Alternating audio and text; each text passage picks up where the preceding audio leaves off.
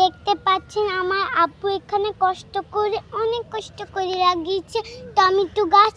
আরে পাখি এখান থেকে খেয়ে ফেলছে, পাখিদের তো খিদে লাগে না, এর জন্য খেয়েছে। আর দেখতেই পাচ্ছেন অনেক সুন্দর সুন্দর মাশাআল্লাহ দিলে টমেটো গাছ হয়েছে। আর এদিকে মরিচ গাছ লাগিয়েছে, মরিচ ধরবে কতদিন পরে। আর দেখতেই পাচ্ছেন আমি একটা পারবো এখান থেকে, এখন পারতে তো কষ্ট হয় না, দেখতে পারি। ওই ও মা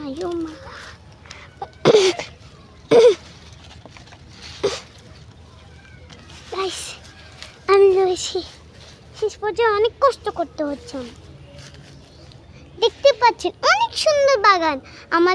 আমাদের বাগানটা আমার থেকে প্রত্যেক দিনটাই এসে দেখতে ভালো লাগে। আর আমি এখানে সবসময় এখানে আসি আর দেখে যাই আমার বাগানটাকে।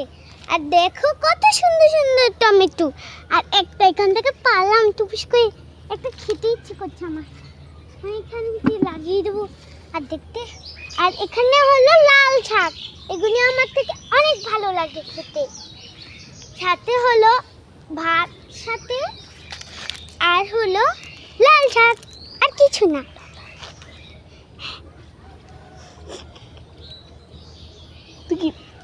আসসালামু আলাইকুম। আজকের মধ্যে আর ভিডিও চলবে না,